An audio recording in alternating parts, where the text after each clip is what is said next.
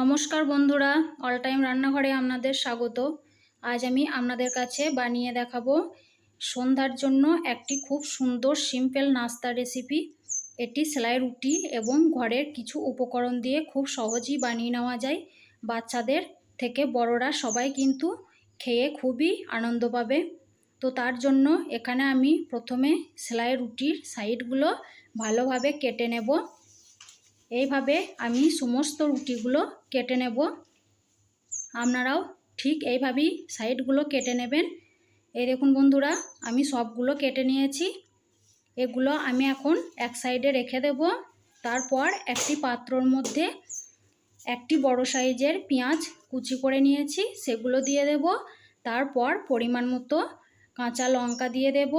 অবশ্যই ঝালটা আপনাদের পরিমাণ মতো আপনারা অ্যাড করবেন। তারপর এখানে একটা সেদ্ধ ডিম নিয়ে ভালোভাবে গ্রেট করে নেব। আপনারা চাইলে হাতের সাহায্যেও ম্যাশ করে নিতে পারেন। তারপর এখানে অর্ধেকটা সেদ্ধ আলু সেমভাবে গ্রেট করে নেব। আপনারা অবশ্যই বাড়িতে যদি রুটি থাকে তাহলে একবার ট্রাই করবেন, দেখবেন খুব সুন্দর হয় খেতে। খেয়ে মনও ভরবে, পেটও ভরবে সন্ধ্যার টাইমে। তো অবশ্যই তৈরি করে বাচ্চাদের দেবেন। আর ভালো লাগলে কমেন্ট বক্সে জানাবেন, লাইক করবেন। আর আমার চ্যানেলে যারা নতুন আছেন তারা প্লিজ সাবস্ক্রাইব করে পাশে থাকবেন। তারপর যে রুটিগুলো নিয়েছিলাম সেগুলো গ্রেট করে দিয়ে দেব। দেওয়া হয়ে গেলে এখানে আমি স্বাদ মতো লবণ দেব।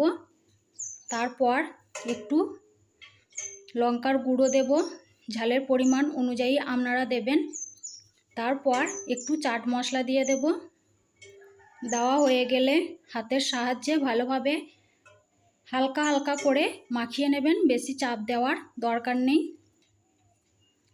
খুব সুন্দর করে হালকা করে মাখিয়ে নেওয়া হয়ে গেলে একটা একটা করে মুঠো করে সুন্দরভাবে তৈরি করে নেব। আপনারা আপনাদের পছন্দ মতো শেপ দিয়ে নেবেন। আমি এখানে গোল করে একটু চাপটা করে নিচ্ছি। এইভাবে আমি সবগুলো তৈরি করে নেব।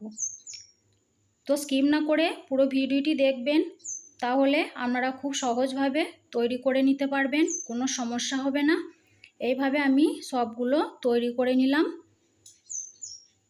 দেখুন বন্ধুরা, এখন আমার কতগুলো তৈরি হয়ে গেছে। এইভাবেই তৈরি করার পর একটা পাত্রের মধ্যে অল্প পরিমাণ তেল দিয়ে দেব।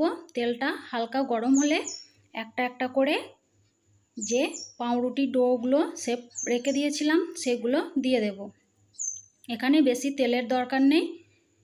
দেওয়া হয়ে গেলে এপিঠ ওপিঠ উল্টে পাল্টে একটু লাল লাল করে ভেজে নেব। তবে একটু সাবধানে উল্টাবেন, এগুলো খুবই নরম থাকে। এইভাবে এক পিঠ উল্টানোর পর আবার কিছুক্ষণ হলে আবার এক পিঠ উল্টে দেব। এইভাবে সবগুলো লাল লাল করে ভেজে নেব।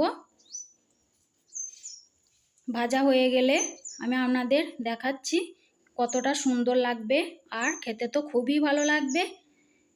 এইভাবে আর গ্যাসের ফ্লেমটা একদম লো আঁচে রাখবেন না বা হাই আঁচে রাখবেন না, একটু মিডিয়ামে রাখার চেষ্টা করবেন। এইভাবে লাল লাল করে ভেজে নেব। আপনারা অবশ্যই বাড়িতে তৈরি করবেন। ভালো লাগলে লাইক করে দেবেন আর সাবস্ক্রাইব করে পাশে থাকবেন বন্ধুরা। একটু সাবধানে উল্টে উল্টে দেবেন, দেখবেন একবার ট্রাই করে খুবই ভালো লাগে খেতে। এইভাবে ভাজার পর আমি একটা একটা করে তুলে নেব। তারপর আপনারা সস বা স্যালাড দিয়ে পরিবেশন করবেন, খাবেন, দেখবেন খুবই সুন্দর লাগবে খেতে। এই দেখুন বন্ধুরা, আমার সবগুলো তোলা হয়ে গেছে। এখন একটু ঠান্ডা হয়ে গেলে আপনাদের দেখাচ্ছি। খুব ঠান্ডা করবেন না, একটু ঠান্ডা হয়ে এলে তখন পরিবেশন করবেন।